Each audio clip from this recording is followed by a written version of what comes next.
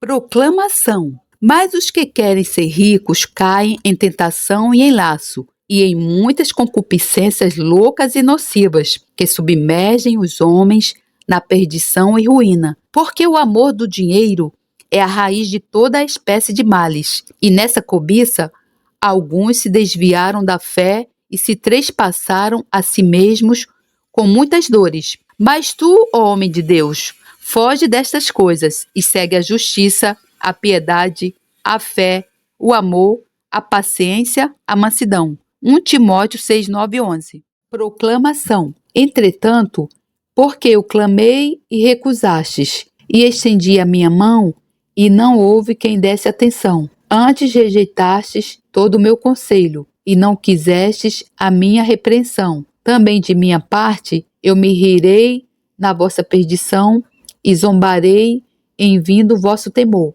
Vindo o vosso temor como uma assolação, e vindo a vossa perdição como uma tormenta, sobrevirá a vós aperto e angústia. Então clamarão a mim, mas eu não responderei. De madrugada me buscarão, porém não me acharão. Porquanto odiaram o conhecimento e não preferiram o temor do Senhor. Não aceitaram o meu conselho e desprezaram toda a minha repreensão. Portanto, comerão do fruto do seu caminho e fartar-se-ão dos seus próprios conselhos. Porque o erro dos simples os matará e o desvario dos insensatos os destruirá. Provérbios 1, 24 a 32.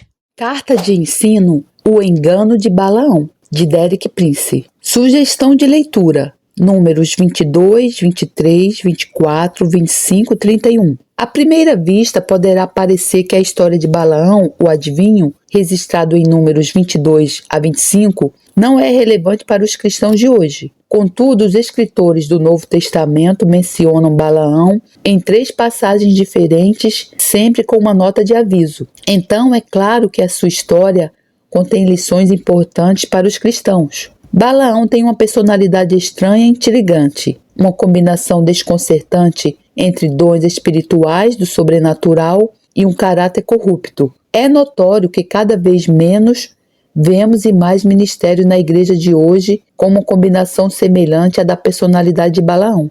A história de Balaão começa com Israel finalmente acampado na fronteira de Canaã. A sua presença suscitou receio em Balaque, o rei de Moabe, cujo território fazia fronteira com o acampamento dos israelitas. Aparentemente, ele viu os israelitas como uma ameaça ao seu reino, apesar de não terem feito nada que justificasse o seu receio. Como sentiu-se incapaz de enfrentar Israel na batalha, Balaque decidiu usar armas espirituais contra eles. Ele mandou alguns dos seus príncipes, com uma remuneração para a adivinhação, chamarem Balaão para vir pôr uma maldição sobre Israel. Como adivinho, vidente ou feiticeiro, Balaão tinha a reputação de proferir bênçãos ou maldições com um efeito poderoso, quer para o bem, quer para o mal. Balaão chegou de Petor, na Mesopotâmia. Ele não era israelita. No entanto, tinha um conhecimento direto e pessoal do único Deus verdadeiro.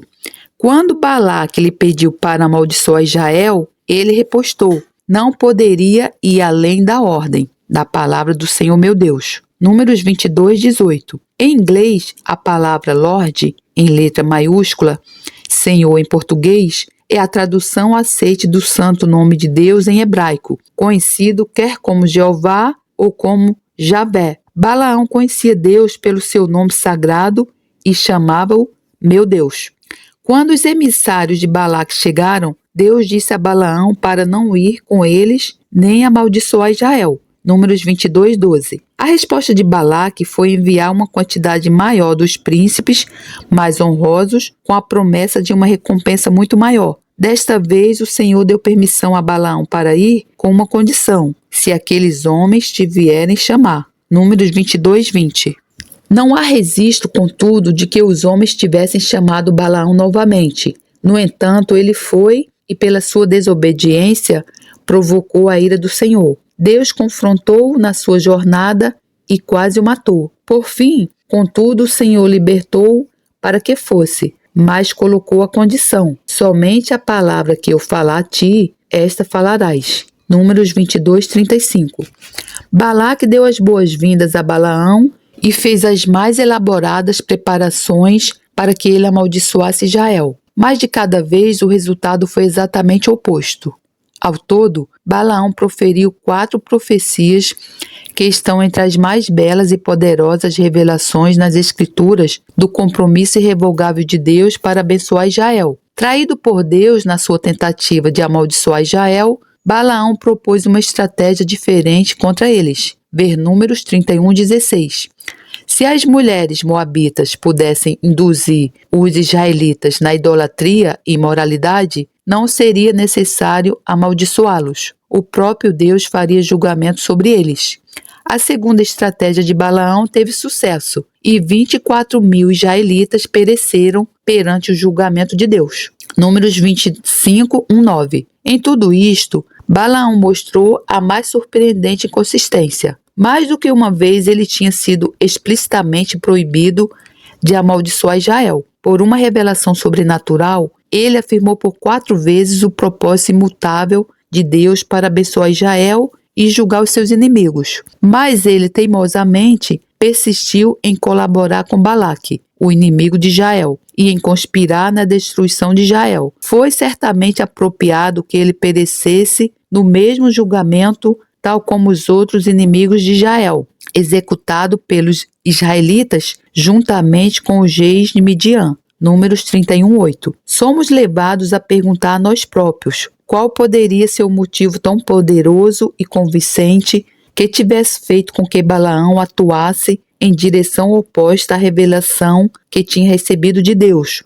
em direção à sua própria destruição final. 2 escritores do Novo Testamento dão uma resposta clara e específica a esta questão. Ao falar acerca de mestres falsos na igreja, Pedro diz: eles abandonaram o caminho reto e se desviaram, seguindo o caminho de Balaão, filho de Beor, que amou o salário da injustiça. 2 Pedro 2,15. Judas também, falando de falsos mestres, diz: por amor do lucro se atiraram ao erro de Balaão. Judas 11. A resposta é clara. Balaão foi tentado para sua destruição devido ao amor ao dinheiro. Por isso, estava disposto a prostituir todos os seus maravilhosos dons. Provavelmente, ele sentia-se vaidoso, também pela atenção que recebeu por parte do rei Balaque e dos seus príncipes. O amor ao dinheiro está associado de perto ao desejo da popularidade e do poder. Todas essas paixões diabólicas crescem no mesmo solo: orgulho. O que é que aprendemos com Balaão? Há 3 importantes lições que precisamos aprender dessa história de Balaão. Primeiro, o Deus Todo-Poderoso assumiu um compromisso irrevogável de estabelecer os judeus com seu povo para sempre. Não há poder no universo, humano ou satânico, que possa alguma vez anular este compromisso. Os judeus têm muitas vezes sido infiéis a Deus, e ele tem feito severos julgamentos sobre eles. Mas a sua infidelidade nunca pode anular a fidelidade de Deus. A infidelidade do homem nunca pode anular a fidelidade de Deus. É importante ver que a iniciativa aqui vem de Deus, não dos homens. Os judeus não escolheram Deus, mas Deus escolheu os judeus. Eu tenho um jovem amigo, um antigo muçulmano, chamemos-lhe Ali, que foi sobrenaturalmente convertido a Cristo. Depois da sua conversão, ele começou a colocar perante Deus as suas queixas contra os judeus. Eventualmente, Deus respondeu: Ali, o teu problema não é com os judeus, é comigo. Fui eu que os escolhi. Aquele jovem tem agora um ministério para ganhar muçulmanos para Cristo e ensina-os a orar pelos judeus. Em Números 24, 9, a profecia de Balaão revela um fator decisivo no destino dos homens e das nações. Ao falar para Israel, ele diz: benditos os que te abençoarem e malditos os que te amaldiçoarem. Indivíduos e até nações determinam os seus destinos, muitas vezes sem mesmo se aperceberem, pela sua atitude para com os judeus. Aqueles que abençoam são abençoados, e os que amaldiçoam são amaldiçoados. Segundo, uma das armas de Satanás mais forte e bem-sucedida contra nós é o amor ao dinheiro. Isto tem sido verdade desde os primeiros dias do cristianismo até hoje. Um ministério acompanhado por poderosos sinais sobrenaturais, especialmente milagres de cura, pode quase sempre tornar-se um meio de fazer dinheiro. Em 2 Coríntios 2,17, Paulo contrastou seu ministério com o de muitos cristãos contemporâneos. Ao contrário de muitos, não negociamos a palavra de Deus visando lucro. Até nos dias de Paulo, muitos cristãos usavam seu ministério para fazer dinheiro.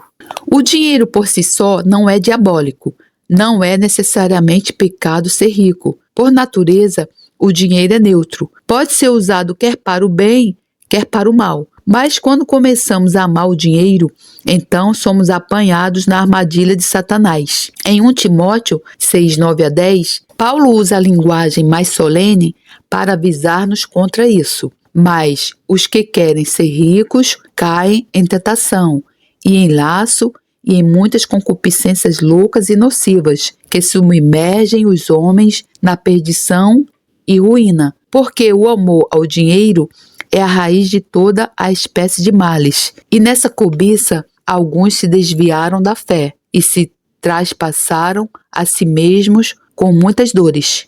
No meu próprio ministério, tenho muitas vezes ensinado acerca do plano de Deus para fazer prosperar os crentes que estão comprometidos com os propósitos do reino de Deus. No entanto, ao olhar agora para trás, lamento alguma ocasião em que eu tenha ensinado esta mensagem sem a contrabalançar com o aviso de Paulo aqui, em 1 Timóteo 6. Na minha mente, imagino crentes que tenham sucumbido ao amor pelo dinheiro, como pessoas que pegaram num punhal afinado e envenenado e o espetaram na sua própria carne. Certamente, isto foi o que Balaão fez. Terceiro, precisamos de compreender as diferenças entre dons espirituais e o fruto espiritual. Os dons representam capacidade, mas o fruto representa caráter. Um dom vem através de uma simples e breve transmissão, mas o fruto vem através de um processo lento de desenvolvimento. Receber um dom espiritual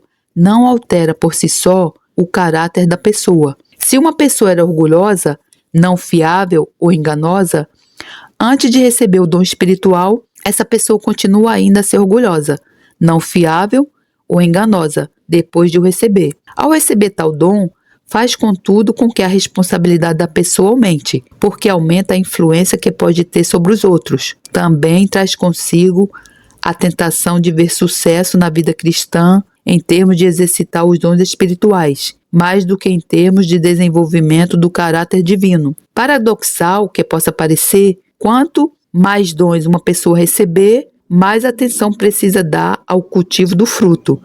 Quando nós passarmos do tempo para a eternidade, deixaremos para trás os nossos dons, mas o nosso caráter ficará conosco para sempre. Na sua oração, é mostrado que Balaão teve uma visão clara do fim abençoado que aguarda o justo, que eu morra a morte dos justos e seja o meu fim como o deles. Números 23, 10.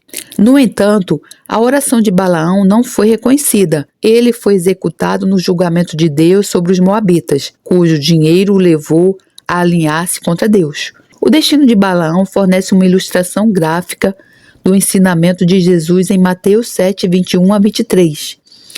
Nem todo o que me diz, Senhor, Senhor, entrará no reino dos céus, mas aquele que faz a vontade de meu Pai, que está nos céus. Muitos me dirão naquele dia, Senhor, Senhor, não profetizamos nós em teu nome? E em teu nome não expulsamos demônios? E em teu nome não fizemos muitas maravilhas, milagres? E então lhes direi abertamente, nunca vos conheci, apartai-vos de mim, vós que praticais a iniquidade. Simplificando, não há substituto para a obediência a Deus. Só isso assegura-nos um lugar no céu. Glórias a Deus! Louvado seja o meu Senhor por todos os séculos dos séculos. Amém. Gratidão, Senhor, por esse ensino.